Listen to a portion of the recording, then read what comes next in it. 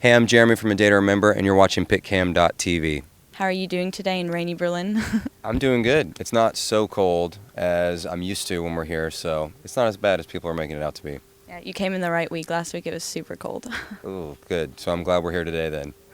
So I read in an interview that you guys experimented a lot on the new album. Would you want to go back and change something, or did it turn out exactly how you wanted it to be?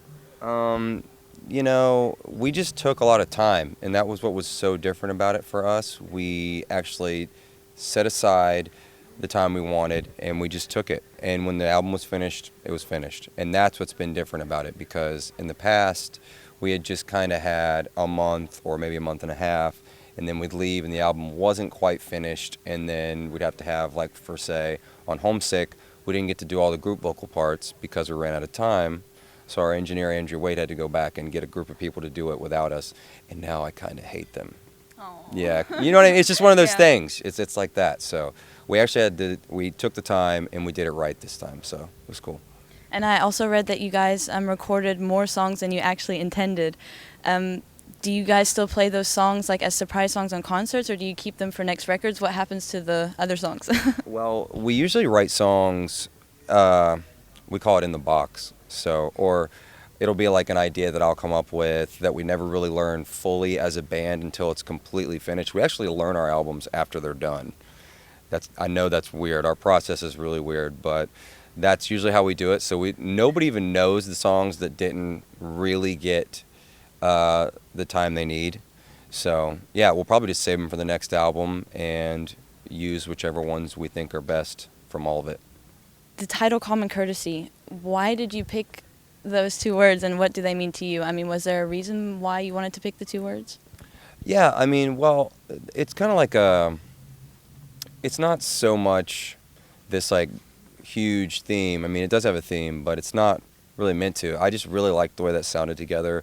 We had that for 4 years. I actually wanted to name the last album Common Courtesy, and I told everybody, and they were like, I don't know, it doesn't seem right. And they were right, it didn't. Like, it was just a name that I threw out there. And this time around, it just felt good. I told everybody forgot that I brought it up last time and that they didn't want it. And yeah. This time you won.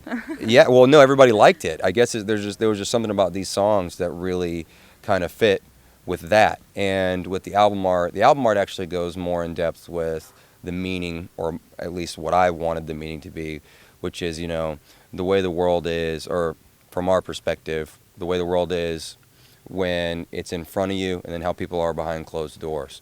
So, and then the album title itself was meant to be, like a subtle thing that we should just be better to one another. That's true.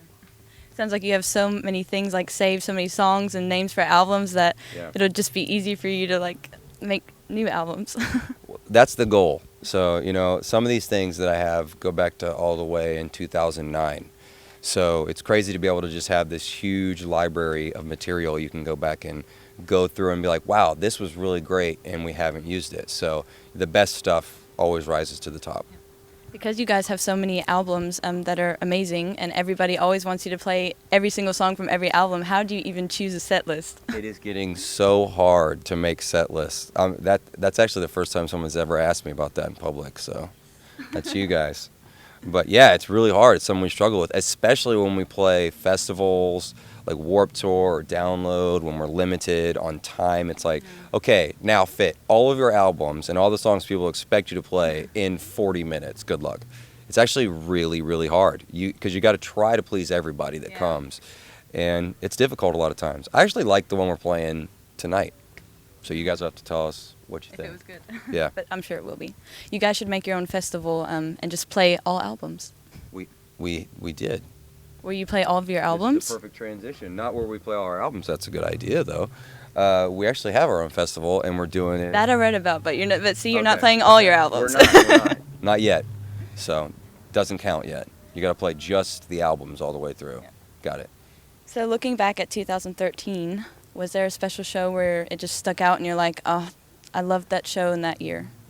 Yeah, both the Rock Am Ring and Rock Am Park was really special for us. There was just something about those two shows specifically that just felt really good. Like we went on stage, and I don't know if people understand this, but there's just some days or nights when you're playing and everything just seems to go completely perfect.